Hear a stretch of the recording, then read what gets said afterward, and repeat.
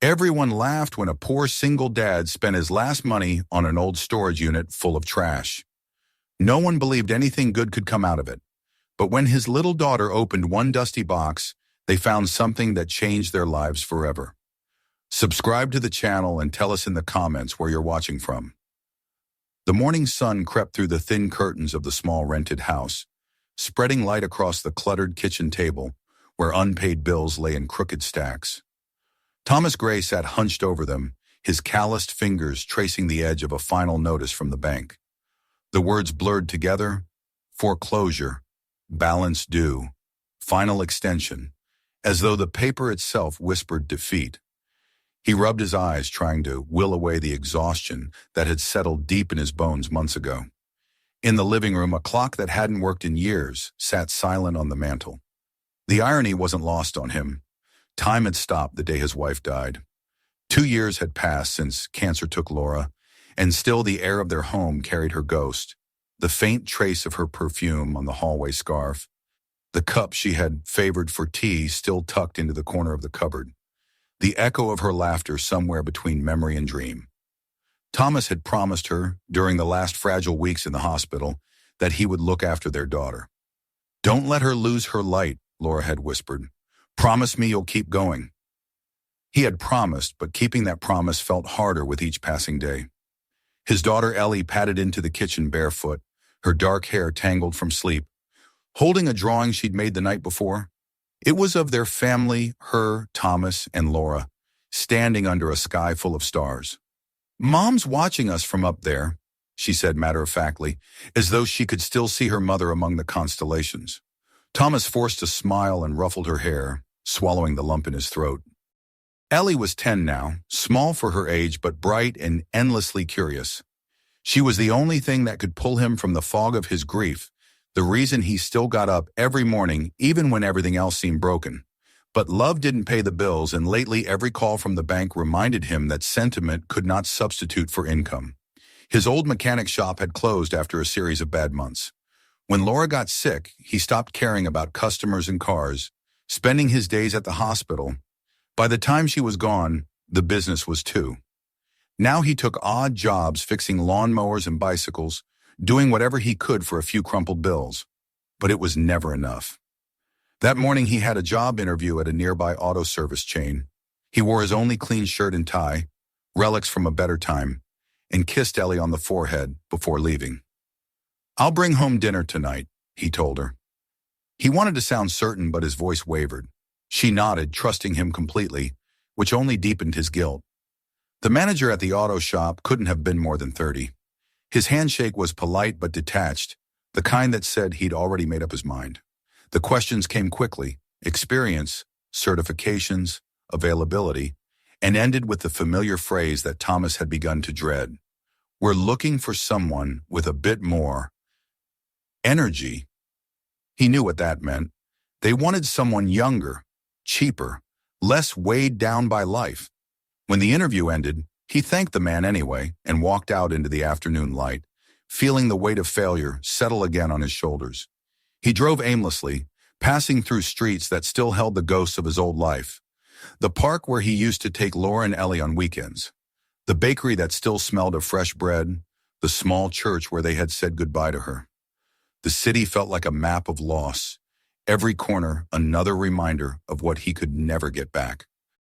He stopped at a gas station to fill up the truck and leaned against the door, staring out at the highway that wound past the edge of town. That was when he noticed the sign. It was old, a little faded, but the words were clear enough. "Storage auction today.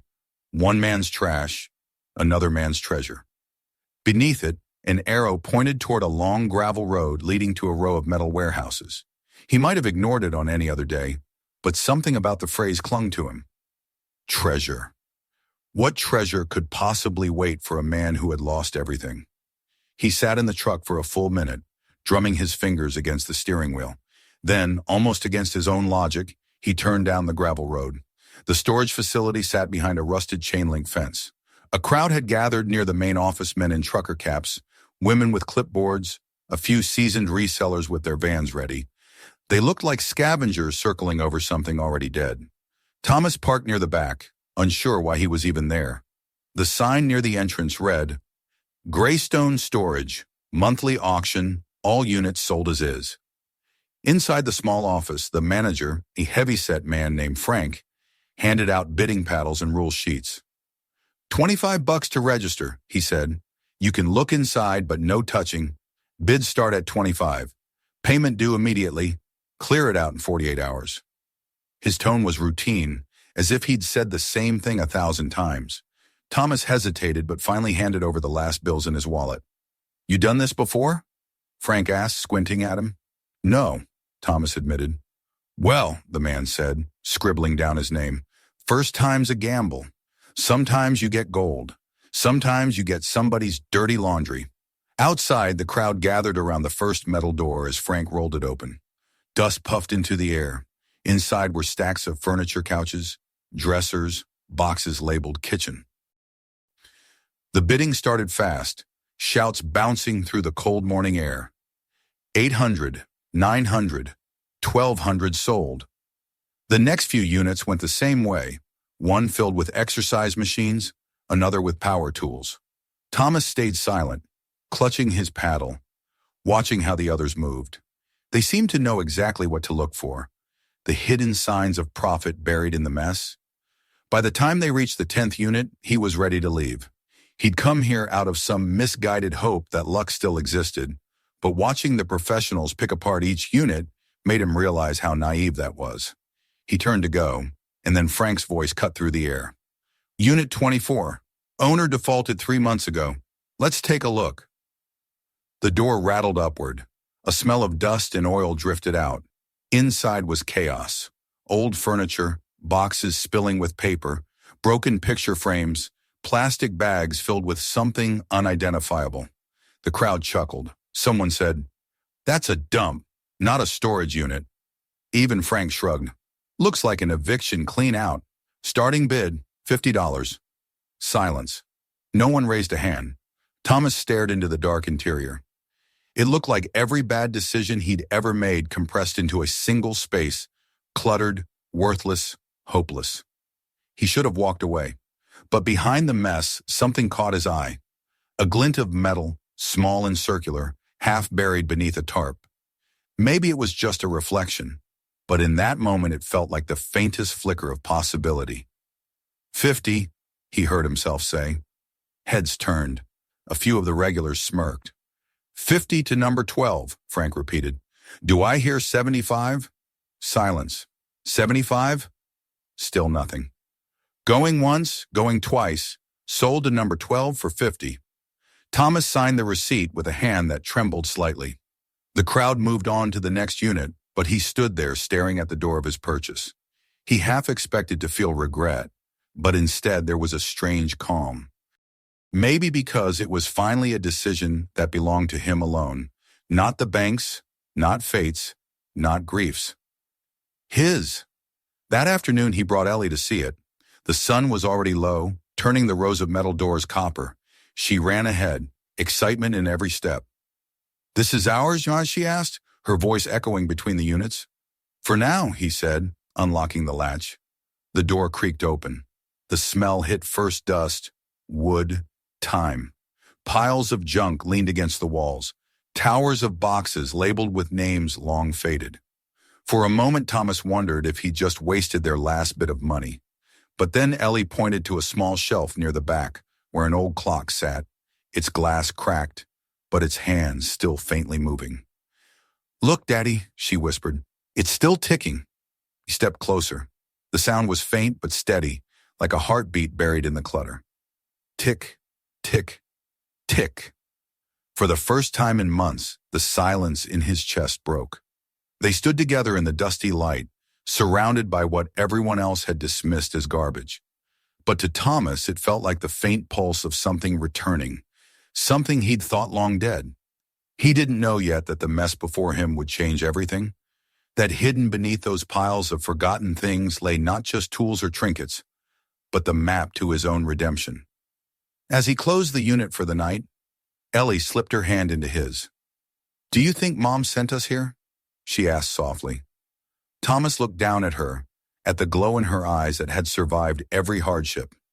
Maybe she did, he said. Maybe she knew we'd find something worth keeping. And for the first time in 2 years, as the sun disappeared behind the horizon and the rhythmic ticking filled the air, Thomas Gray felt something he hadn't dared feel in a long time. Hope. The next morning dawned cold and gray, the kind of morning that made even the birds hesitate before leaving their nests. Thomas woke before sunrise, unable to sleep from the restless excitement and doubt swirling inside him. The image of that ticking clock had replayed in his head all night, the tiny movement of its hands, stubbornly pushing forward despite the years of dust and neglect around it. He hadn't heard that sound in so long that it felt almost sacred. It wasn't just about the clock. It was about something inside him, something that had been silent since Laura's death, finally daring to stir again. He packed a thermos of coffee, 2 sandwiches wrapped in wax paper, and a small flashlight, then woke Ellie gently. She grumbled at first, clutching her blanket like a shield, but when he whispered, "Want to go see what we really bought?" she was instantly awake. The drive to the storage facility was quiet except for the rattle of the old truck and the faint hum of the radio that never quite tuned into a station. The sky was just beginning to lighten when they arrived, the air sharp with the scent of metal and rain.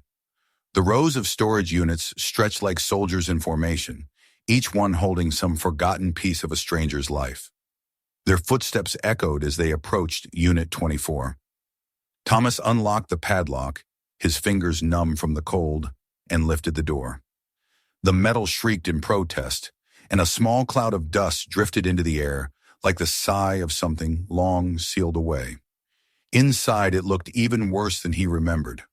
Boxes sagged under their own weight, furniture leaned drunkenly against the walls, and torn bags spilled their contents onto the concrete floor-old clothes, tangled cords, piles of yellowed paper. It was chaos, an avalanche of other people's abandonments. Ellie wrinkled her nose. "It smells like old socks and sadness," she said, and Thomas couldn't help but laugh. "That's probably about right." They began with the nearest pile, sorting it into rough categories. Garbage, maybe useful, and Ellie's treasures, a growing collection of shiny buttons, marbles, and odd trinkets she found fascinating. As he worked, Thomas realized how strangely peaceful it felt to be doing something with his hands again. There was a rhythm to the sorting, the scrape of boxes, the crinkle of paper, the soft chatter of Ellie narrating her discoveries like an archaeologist uncovering a lost civilization. Under a pile of rags, he found a small wooden chest with a broken latch. Inside were tools, tiny screwdrivers, tweezers, brushes so fine they could dust a grain of sand. They were old but well-made, their handles worn smooth by years of use. Thomas turned one over in his hand and felt a flicker of recognition. He'd seen similar instruments when he was a boy, back when his father repaired watches for neighbors in their small-town garage. The memory hit him with an ache both sharp and sweet. His father's hands had been steady, patient, and Thomas had always admired how he could take something that no longer worked and make it whole again. "Look, Dad," Ellie said, tugging on his sleeve. She held a small notebook she'd found wedged between 2 boxes. The cover was cracked leather, the pages yellowed but intact. Across the front, written in careful cursive, were the words "Property of Harold Winters." Thomas took the book and opened it. The pages were filled with sketches, gears, mechanisms, detailed drawings of watches and clocks, accompanied by neat handwriting and notes in the margins. He turned a page and saw the same phrase repeated several times in different places. "Time loves patience." Something in those words made him pause. He ran his thumb along the ink, imagining the man who had written them. "This belonged to a watchmaker," he murmured. "Like Grandpa?" Ellie asked. "Yeah," he said softly, "just like him."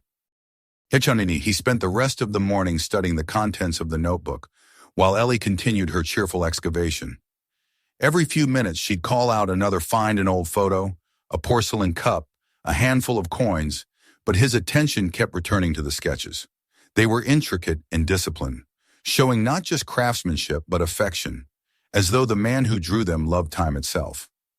When the daylight shifted toward noon, Thomas decided to take a few boxes home. They loaded the truck with the chest of tools, the notebook, and several containers that looked promising. As they drove away, he glanced in the rearview mirror at the rows of metal doors fading behind them. Something told him that his story with Unit 24 was only beginning. At home, they cleared a space in the garage. The air smelled of oil and sawdust, remnants of his old life as a mechanic. He placed the chest of tools on the workbench and opened the notebook again, this time more carefully. The entries were dated between 1940 and 1960, some pages filled with meticulous notes about specific watches, others with philosophical musings. Every clock has a soul if you listen long enough.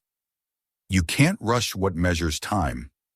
He traced the words with his finger, feeling a growing curiosity.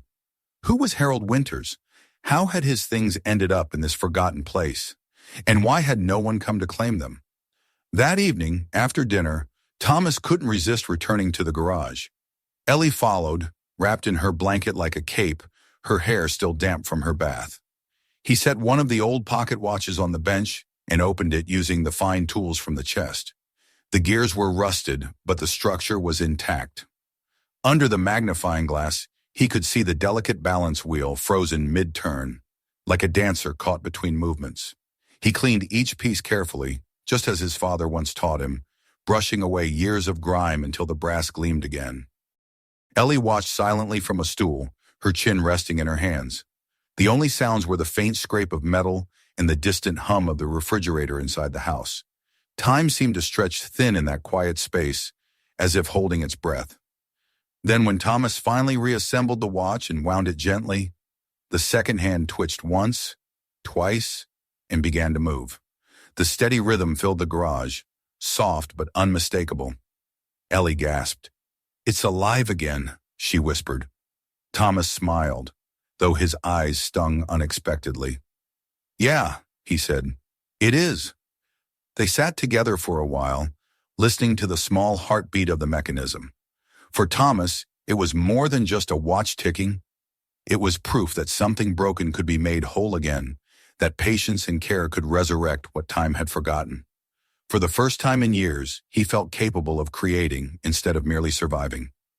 Over the next few days, they made returning to the storage unit part of their routine. Every afternoon after Ellie's school, they'd drive back and spend a few hours sorting through the rest of the contents.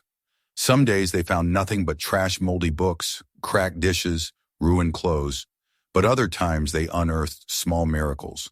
A box of antique clock faces, a half-finished wall clock, a framed photo of a man standing proudly beside a workshop with a sign that read H. Winters Clock Repair since 1923. "That must be him," Ellie said, pointing at the man in the photo. He had kind eyes and a neat mustache, wearing a work apron covered in stains. "Looks like it," Thomas agreed, studying the picture. Behind the man, a window revealed shelves lined with watches and clocks of all shapes and sizes. It reminded Thomas of the smell of oil and metal in his father's shop, of long afternoons spent watching gears spin under steady hands. On one of those visits near the back of the unit, Thomas found a box labeled City Hall 1954. Inside were large rusted gears, fragments of what looked like clock housing, and a newspaper clipping tucked inside a plastic sleeve. The headline read, "Local Artisan Restores City Hall Clock After Fire." The accompanying photograph showed Harold Winters standing beside a massive clock face, his expression a mixture of exhaustion and pride. Thomas read the article twice. The story described how a fire had gutted the City Hall Tower, destroying its famous clock. Harold, then in his 50s, had spent 6 months painstakingly restoring it, using salvaged parts and hand-forged replacements. The clock had become a symbol of resilience for the town. Ellie leaned against his arm as he read. "He sounds like someone who didn't give up," she said quietly. Thomas nodded. "Yeah, I think he was." That night, as he lay in bed, sleep wouldn't come. The image of Harold Winters kept returning to him, a man who had lived through loss and fire and still found a way to rebuild. Thomas felt a strange kinship with him, as if across the decades they shared the same stubbornness, the same hunger to mend what was broken. The following weekend, he decided to bring home the rest of the tools and mechanical parts. It took several trips, but soon the garage began to look less like a storage room and more like a workshop. Ellie helped clean the surfaces, wiping away dust with the seriousness of a scientist. On the wall above the workbench, Thomas hung the photograph of Harold Winters. "So he can keep an eye on us," Ellie said, and Thomas smiled. Every evening after that, they worked side by side. He taught her how to wind a spring without forcing it, how to feel the faint resistance that told you when a mechanism was ready to breathe again. She learned quickly, her small hands surprisingly steady. In those hours, the grief that had weighed them down seemed to loosen its grip. The air smelled of polish and oil, not of loss. Days blurred into weeks. The once quiet house now echoed with life, the ticking of restored clocks, the clatter of tools, Ellie's laughter when another watch came back to life. And yet behind that renewal, a deeper curiosity grew inside Thomas. The notebook, the photo, the article. They all hinted at a story larger than a forgotten craftsman. What had happened to Harold Winters? Why had his life's work ended up abandoned in a rented unit?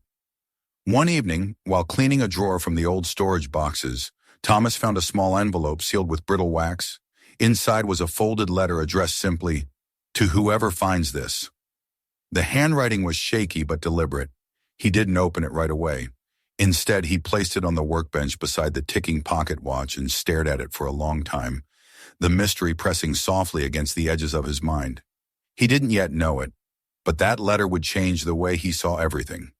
The storage unit, the man who owned it, even his own place in the long, fragile chain of time. As he turned off the lights in the garage that night, the shadows of countless clocks flickered faintly in the dim glow. Their ticking blended into a quiet, living hum. Ellie yawned and slipped her hand into his as they walked toward the house. "Do you think Mr. Winters was lonely?" she asked. Thomas looked back once more at the workshop, now alive with motion and sound. "Maybe he was," he said, "but maybe he left all this so someone else could finish what he started." Ellie squeezed his hand. "Then we'll finish it for him." Thomas didn't answer, but in his heart he agreed. He didn't know what they had stumbled into, or what secrets still waited inside the boxes of that forgotten life. But for the first time in years, he was ready to find out. The silence that had haunted their home was gone, replaced by the patient rhythm of gears turning slowly, steadily, carrying them both towards something new. Winter had begun to slip quietly into the edges of their days. Frost painted the corners of the garage windows in the mornings, and Thomas had to wear 2 layers of flannel just to keep the chill away while he worked.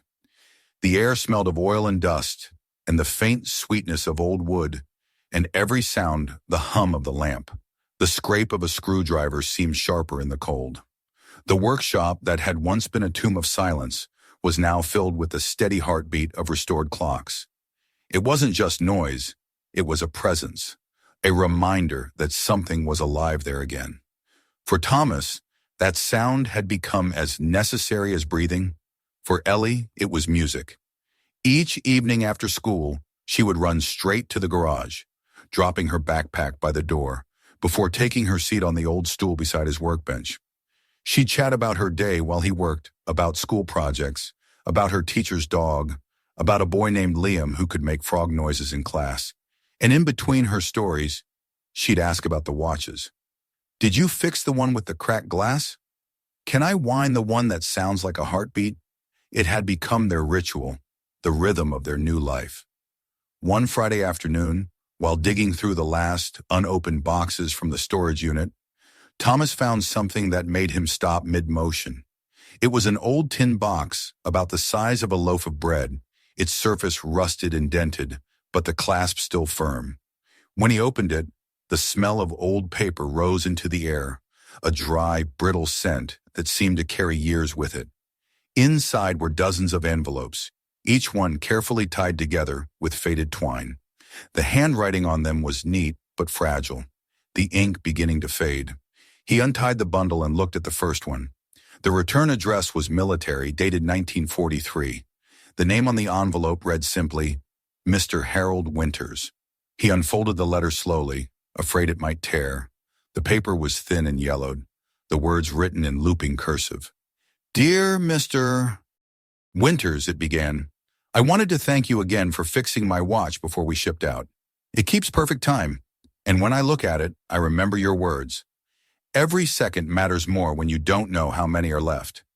I thought you should know that what you do means something. Yours truly, Private James H. Collins. Thomas read it twice, then a third time.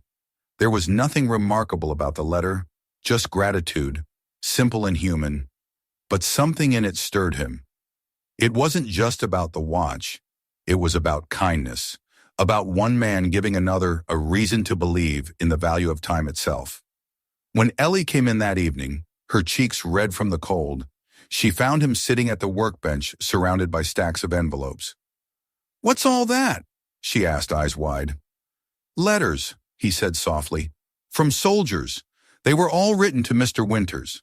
"From the war?" He nodded. "Looks that way." Ellie pulled up a stool and picked up one of the envelopes carefully. "Do you think he knew them?" "Maybe," Thomas said. "Or maybe he just fixed their watches before they left." She opened one and began to read aloud, stumbling over some of the older phrasing. "Dear Mr. Winters, I made it to France. My watch stopped once during a storm, but I remembered what you said. Don't force it, just breathe and wait." It started again the next morning. I'm still ticking too. "Charlie." She looked up. "That's kind of beautiful, isn't it?" "It is," Thomas said. They spent the rest of the night reading through the letters. Some were short, written in cramped handwriting on thin military stationery. Others were long, filled with stories of fear and hope and loneliness. One man wrote about how his watch was the only thing that made him feel close to home. Another said he'd passed his on to a fallen friend, so that time could keep running for both of us. Not all of them had happy endings. Some letters were unfinished, ending mid-sentence. Others bore water stains that might have been rain or tears. By midnight, the workbench was covered in envelopes. Thomas leaned back in his chair, rubbing his eyes. He must have kept every single one, he said quietly. "Because they mattered to him," Ellie said, resting her chin in her hands. "Because they were his stories." Over the next week, the letters became a kind of obsession. Thomas cataloged them carefully, numbering each one, tracing the return addresses on a map pinned to the garage wall. Red pins for Europe, blue for the Pacific, yellow for home addresses in small towns across the country. The map filled quickly. Ellie helped, making notes beside each pin names, dates, small details that caught her imagination. "Look, this one says his wife was named Margaret. Maybe she was waiting for him." One evening, as they were sorting through another box, they found something even more unexpected, a small wooden case wrapped in wax paper. Inside were 6 pocket watches, each engraved with initials. Some were damaged, their glass cracked, their gears frozen. One, however, was still intact. On its back was etched the same phrase Thomas had seen before in the notebook. "Time loves patience." He wound it carefully, and to his amazement, the mechanism responded. The second's hand began to move, steady and smooth, ticking with the same stubborn rhythm that had first captured his attention weeks ago. Ellie smiled as the sound filled the garage. "It's like they're all waking up," she said. Thomas looked at her, then at the watch, feeling something tighten in his chest. "Maybe that's what Mr. Winters wanted," he said, "to keep them alive somehow." It was around that time that Thomas decided to sell one of the restored clocks. Not one of the old military watches, they were too personal, but a wall clock he'd repaired from the storage unit, a sturdy oak piece with brass numbers and a pendulum that gleamed like sunlight. He took careful photos, wrote a description, and posted it online. Within a day, a collector from the next county offered $500. When the man came to pick it up, he lingered in the garage, admiring the rows of ticking clocks and the neat arrangement of tools. "You've got something special here," the man said, handing over the envelope of cash. "Not many folks care about this kind of craft anymore." Thomas smiled faintly. "Maybe we should." That money paid off the overdue electric bill and left enough to fill the fridge for the first time in weeks. When he handed Ellie a chocolate bar that evening, she grinned like it was Christmas. "We should sell another one," she said, her mouth full of chocolate. "Maybe we will," he replied. But in his heart, he knew it wasn't just about selling anymore. The work itself was changing him. Each piece he restored, each watch that began to tick again, felt like a quiet conversation with the man who had owned those tools before him, a dialogue across time. between two craftsmen who would never meet. A few days later, while sorting through another stack of letters, Tomas found one that stood out. The handwriting was different, more elegant, more deliberate, and the envelope was marked with a red wax seal. The letter was dated 1955, nearly a decade after most of the others. "Dear Mr. Winters," it began, "I don't know if you remember me. My name is Margaret Collins. My husband James wrote you during the war about the watch you repaired for him. He never came home, but I still have that watch. It stopped the day they told me he was gone. I've never had the heart to wind it again. Thank you for giving him something that kept him close to us for a little while longer. Yours truly, Margaret." Thomas sat still for a long time after reading it. The letter felt like the closing of a circle, the end of a story written in two hands. He could almost see her, the widow sitting by a window, the silent watch in her palm, the echo of a heartbeat trapped inside it.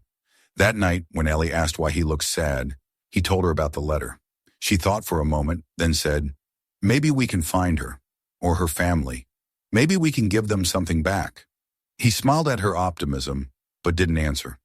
Still, the idea lingered. In the following weeks, the workshop continued to transform. The shelves filled with cleaned and polished clocks, their ticking overlapping like the steady pulse of a heart made of metal and memory. Thomas worked longer hours, driven by something deeper than money or curiosity. He was beginning to feel like a guardian of these stories, a caretaker of time that had nearly been forgotten. He and Ellie hung some of the photographs they'd found Harold Winters at his bench, a younger man shaking hands with a soldier, a city skyline in the background. Under each photo, Ellie wrote little labels in neat block letters. Mr. Winters' shop. The City Hall clock, 1954. Letters from the soldiers. It looked like a small museum taking shape inside their garage. The neighbors began to notice too. One stopped by to ask if Thomas could fix her late husband's pocket watch. Another brought an old cuckoo clock that hadn't worked since the 70s.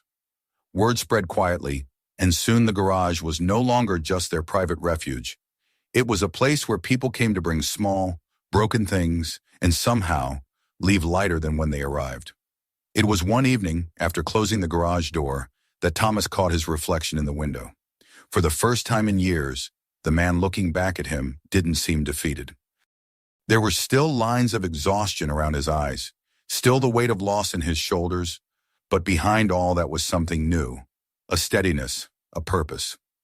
When he turned to leave, Ellie was standing at the door holding the first watch he had ever repaired. "I think you fixed more than this," she said softly. He smiled. "Yeah, I think I did too." As they walked back to the house, the rhythmic ticking from the garage followed them through the night air. It was soft, almost lost beneath the wind, but it was there, unmistakable, persistent, alive. The clocks of Harold Winters were ticking again, and so at last were the hearts of those who had found them. The first signs of spring came hesitantly that year, the frost on the workshop windows melting slower than usual, as if reluctant to let go. The air carried the damp sweetness of thawing earth, and outside the trees stretched their thin branches toward the pale sunlight, like sleepers waking from a long and uneasy dream. Inside the garage, Thomas worked quietly at his bench, the rhythmic ticking of the restored clocks surrounding him like an orchestra of tiny hearts. The room smelled of oil and brass and the faint sharpness of polish. He had begun to associate that scent with renewal, as if each tick of the clock released a breath from a past that had refused to die. Ellie was at the small table near the wall, carefully pasting the last of the soldiers' letters into a large scrapbook. Each page was a mosaic of names and dates, places she'd had to look up on a map. Ardennes, Anzio, Okinawa. She wrote every caption in the same tidy handwriting, using her school's blue ink pen. "I want people to remember them," she said when Thomas asked why she was doing it. "If no one remembers, then what was the point of all those letters?" He had no answer for that, only the quiet, grateful pride of a father watching his child carry more wisdom than her years should allow.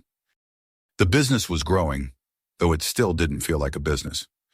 Word had spread through the small town that the widowed mechanic on Willow Street could fix anything that ticked. Watches, clocks, pocket timers, people brought them from attics and dresser drawers, objects that had sat silent for decades. Thomas repaired them for small fees, sometimes refusing payment altogether if the story behind the item felt heavy enough. One woman cried when he returned her father's old watch, its second hand moving again after 30 years. She pressed a $20 bill into his hand and whispered, "You gave him back to me." It was in those moments Thomas felt closest to something like faith. But despite the growing warmth of the workshop, something about the discovery of those letters still lingered in his mind, unresolved. There was a name he couldn't stop thinking about: Margaret Collins, the widow who had written that heartbreaking letter in 1955. She had never met Thomas, yet her grief seemed to echo his own. The idea that she might still have descendants somewhere felt like an unfinished chord. He didn't know why it mattered so much, only that it did. He wanted to find her, or at least know what had become of the people connected to those words. It wasn't about curiosity anymore. It was about respect. One night after Ellie had gone to bed, he sat at the kitchen table with his laptop. The house was dark except for the soft glow of the screen and the muffled ticking that drifted from the garage. He typed Margaret Collins, 1955 letter military widow into the search bar. The results were sparse, mostly genealogy pages, obituaries, and digitized newspaper archives. He scrolled for hours, cross-referencing names, dates, and places. Around midnight, he found a small-town newspaper clipping from 1968. Local war widow donates husband's memorabilia to State Museum. The photo was grainy, but the woman's eyes were unmistakable, calm, dignified, yet shadowed by loss. She looked to be in her 50s then. The caption named her as Mrs. Margaret Collins of Ashbury, Illinois. Ashbury was 3 hours away. Thomas leaned back, staring at the screen. A thought began to form, hesitant but insistent. Maybe, just maybe, the museum still held those items. And if they did, perhaps they would want the letters, the missing half of a story they didn't even know existed. He imagined the display, photographs of the fallen soldier, his uniform, maybe his watch, and beside them the words he had written to the man who repaired it before the war. A full circle. The idea wouldn't let him sleep that night. He told Ellie the next morning as she spread jam on toast. Her eyes widened with excitement. "We should go there," she said. "We could take the letters and show them." Thomas smiled. "It's not that simple. We don't even know if the museum still exists. And I don't want to just show up uninvited with a box of old mail." Ellie frowned. "Then call them first."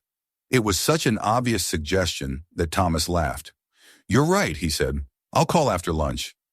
By early afternoon, he had tracked down the number. The museum still existed, a modest historical society run by a handful of volunteers. The curator, a woman named Joanne, answered in a warm, curious tone. "Yes, I remember Margaret Collins," she said after he explained his discovery. "She was a lovely woman, very quiet, donated her husband's medals, uniform, and photographs. We still have them on display in the Veterans Wing." Thomas hesitated before asking, "Do you happen to know if she had children?" There was a pause. "I believe she did," Joanne said. "A son, maybe two. But that was a long time ago. Why do you ask?" Thomas took a deep breath and told her about the storage unit, the watches, the letters. There was another long silence on the line before Joanne said softly, "Mr. Gray, you should come. I think you might be holding the missing pieces of their story." 2 days later, they drove to Ashbury. The road cut through miles of farmland, where fields still slept beneath winter's thinning snow. Ellie spent most of the trip reading from her scrapbook, occasionally asking questions about the soldiers' names. Thomas kept one hand on the wheel, the other resting lightly on the cardboard box beside him that held the letters. He didn't know what he expected to find, only that the journey felt necessary, like a promise being kept. The Ashbury Historical Museum was housed in what had once been a courthouse. Its brick facade was faded but sturdy, the kind of building that seemed to carry its own memories. Inside, the air smelled of paper, old wood, and something faintly metallic. Joanne met them in the lobby, a woman in her 60s with silver hair and eyes that seemed to recognize stories before words did. She listened patiently as Thomas explained everything again, from the auction to the letters to the name on the envelopes. When he opened the box, she handled the letters as if they were made of glass. "These are extraordinary," she whispered. "Do you realize how rare it is to find correspondence like this preserved so well?" She led them to a glass case near the back of the veterans exhibit.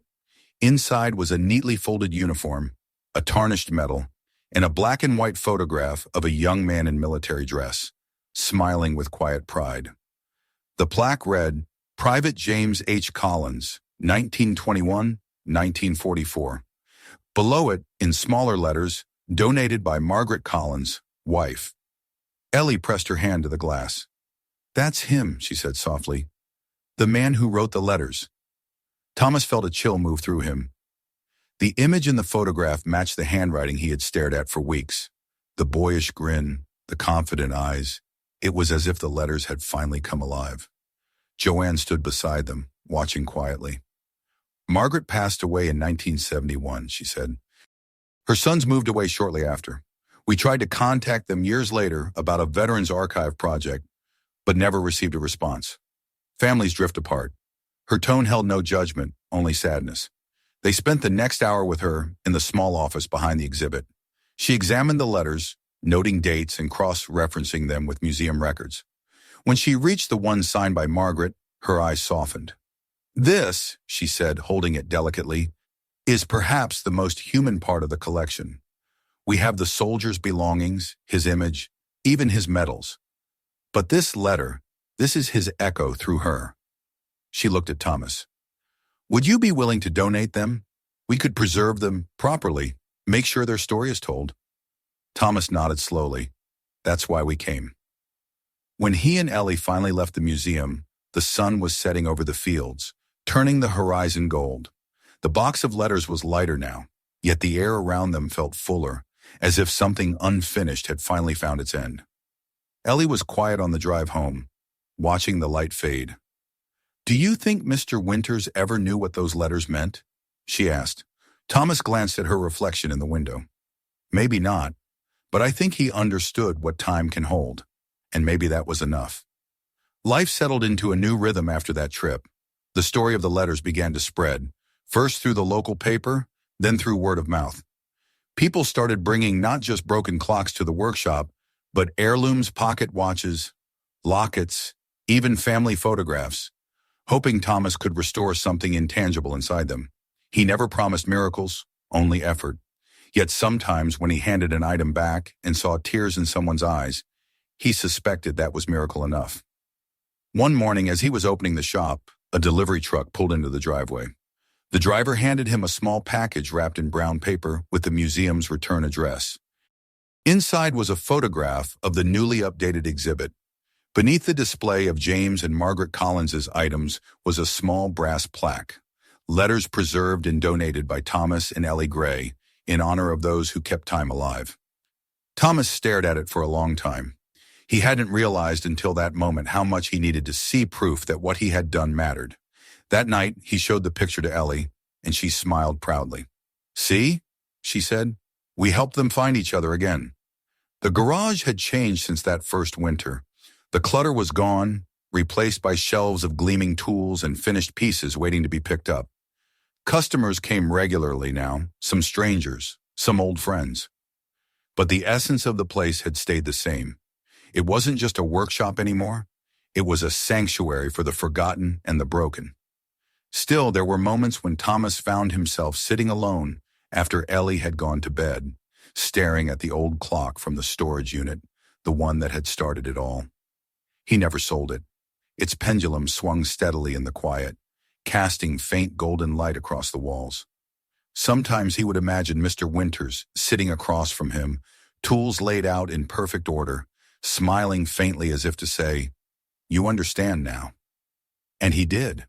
He understood that what had begun as desperation, a man chasing luck at an auction, had become something else entirely. Through the wreckage of another man's life, he had found the fragments of his own. Through the broken watches and forgotten letters, he had rediscovered the meaning of time, not as minutes slipping away, but as stories waiting to be remembered. That night, as he turned out the lights, the steady ticking followed him through the quiet house. It no longer sounded like an ending, counting down. It sounded like a beginning. Summer came early that year, spilling sunlight across the town in long golden stretches. The air buzzed with the sound of cicadas, and in the evenings, fireflies flickered lazily above the grass behind the gray house. Thomas had grown used to working with the windows open now, letting the warm breeze carry the ticking of the clocks out into the quiet street. What had once been a place of grief, a small garage filled with silence and dust, had become the heart of his life, a living workshop of memory and motion. He would often pause just to listen to the layers of sound. Hundreds of clocks, each with its own rhythm, none in perfect unison, yet all somehow belonging together. It reminded him of people, of how imperfect lives could still create harmony if you listen long enough. Ellie had turned 11 that spring. She was taller now, her hair longer, her confidence growing with each day. The workshop had become as much hers as his. She handled small repairs with surprising patience, her fingers delicate and precise. She knew how to oil a gear without spilling a drop, how to recognize the subtle heartbeat of a working watch. Customers adored her. She would greet them at the door with her bright smile and careful politeness, her hands already smudged with a faint sheen of brass polish. Thomas often caught himself watching her when she wasn't looking, struck by how much she resembled her mother, not just in her features, but in the quiet steadiness of her presence. The business had grown more than he'd expected. People came from neighboring towns now, sometimes driving hours to bring their heirlooms to the man who could make time breathe again. It was a strange reputation, one he had never sought but felt humbled by. Local newspapers had written small pieces about him, the mechanic turned clock restorer, the widower who rebuilt his life from the forgotten remnants of another man's. He didn't care much for the attention, but the work that followed it kept them secure. For the first time in years, the future didn't feel like a debt waiting to be paid. Yet beneath the rhythm of success, a quiet unease had begun to stir. It started the morning he received a letter, one that arrived with no return address. The envelope was cream-colored, the handwriting elegant but unfamiliar.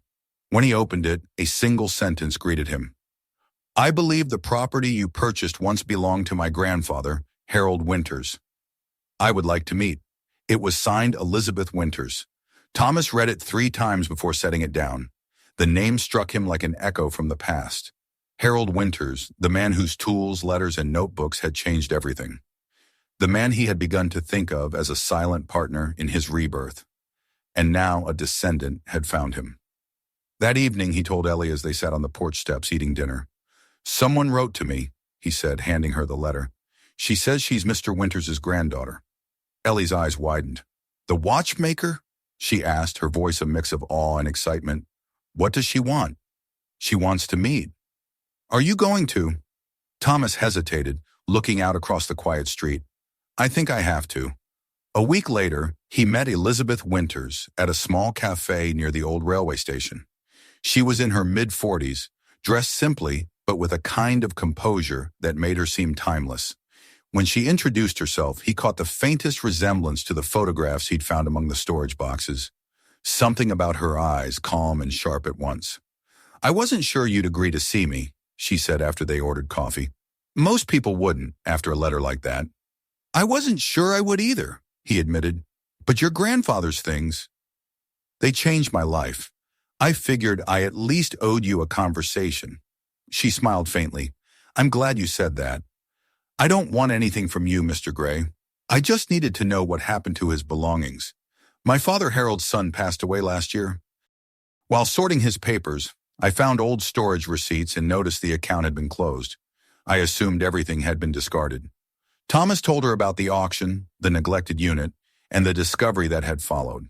As he spoke, she listened in silence, her expression unreadable but her eyes softening when he described the letters from the soldiers, the clocks restored to life, the notebook with the inscription, "Time loves patience." When he finished, she sat back, exhaling slowly. "That sounds like him," she said at last. "He was a patient man, distant but kind. My father used to say he measured life in heartbeats, not hours." They spoke for nearly 2 hours, trading fragments of memory and history, assembling a picture of the man who had unknowingly connected them. Elizabeth told him about Harold's later years, how he had retired quietly after his wife's death, How he had rented the storage unit after moving into a small apartment. How, toward the end, he began forgetting small things. He wasn't sick exactly, she said softly, just tired. He said he didn't want to throw away the past, so he boxed it up instead. Thomas understood that feeling all too well. Before they parted, she reached into her bag and handed him a small object wrapped in cloth. "I found this among my father's things," she said. "I think it belongs with the others." Inside was a pocket watch, old, gold, beautifully engraved. The initials HW shimmered faintly beneath the tarnish. Thomas felt his throat tighten. "It still works," she added. "I wound it this morning." He turned it over in his hand, listening to the quiet, perfect ticking. "Thank you," he said. "I'll take care of it." "I know you will." After she left, he sat in his truck for a long time, the watch resting in his palm. He thought about all the clocks he'd repaired, all the people who had come to him with fragments of their history, and realized that, somehow, everything he had done traced back to this man, a stranger whose craftsmanship had reached across decades to save him. That night, Thomas placed the watch on his workbench and wrote a note beside it, the beginning of everything. The following months passed in quiet productivity. He and Ellie finished cataloging the last of the remaining items from the storage unit and set up a small display shelf in the corner of the garage, a tribute to Harold Winters. There were photos, one of the soldiers' letters, a few restored watches, and the gold pocket watch Elizabeth had given them. Above it, Ellie hung a small sign she painted herself. "Every second saved."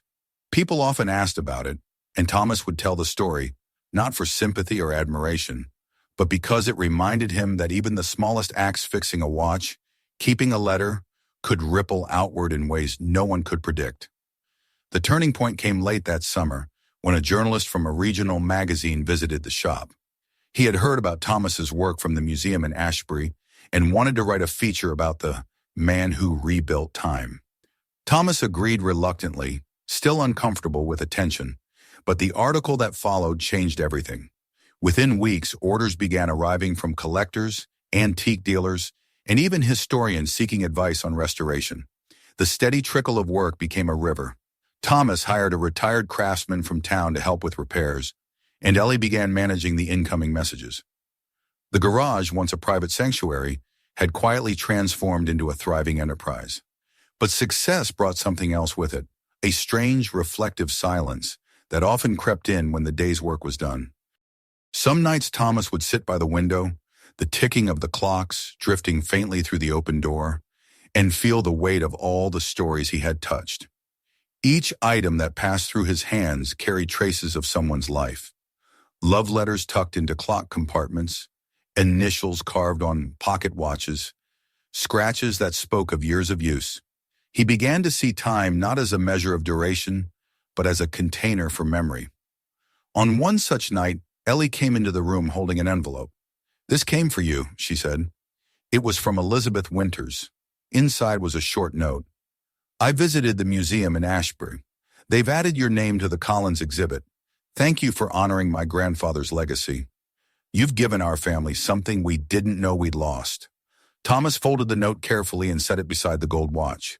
For a moment, he imagined Harold Winters sitting across from him again, nodding approvingly. "We did it," he whispered. Autumn arrived with soft rains and the faint smell of leaves.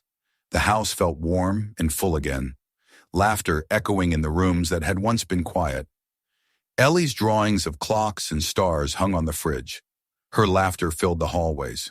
There were still moments of sadness when he'd catch a song on the radio Laura used to love, or see a family walking together down the street. But the grief no longer felt like an open wound. It was a scar now, tender but healed.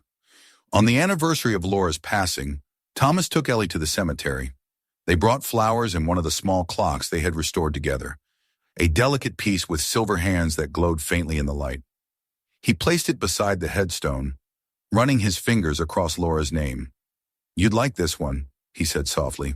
"It's patient, just like you." Ellie stood beside him, her hand slipping into his. "Do you think she knows about all of it?" she asked. Thomas smiled, eyes glistening. "I think she does.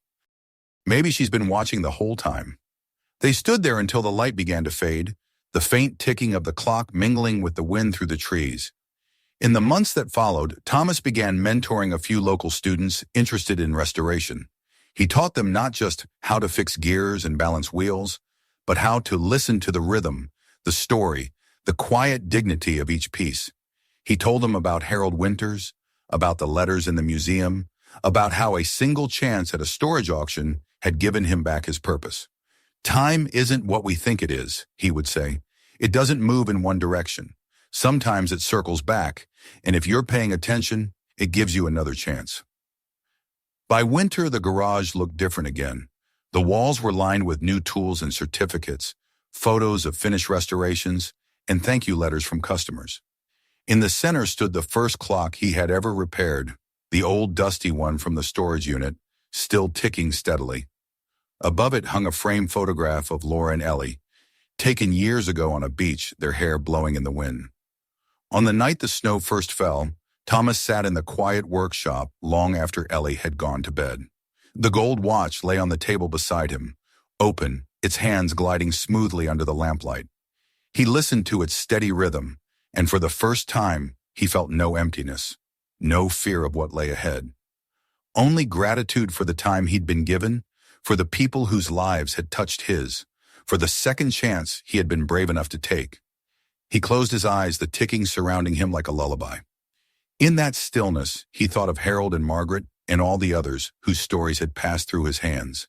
He thought of Laura's laughter, of Ellie's bright eyes, of how everything lost somehow finds its way home if you give it enough time. And when the lamp finally dimmed and the clocks kept their quiet chorus through the night, Thomas Gray smiled, knowing that for once, time wasn't something he was fighting against. It was something he had learned to live inside. If this story moved you, don't stop here. Subscribe now so you never miss our next real-life tale that could change how you see the world. Hit the bell, share this video with someone who needs a spark of hope today, and keep watching. Your next favorite story is waiting.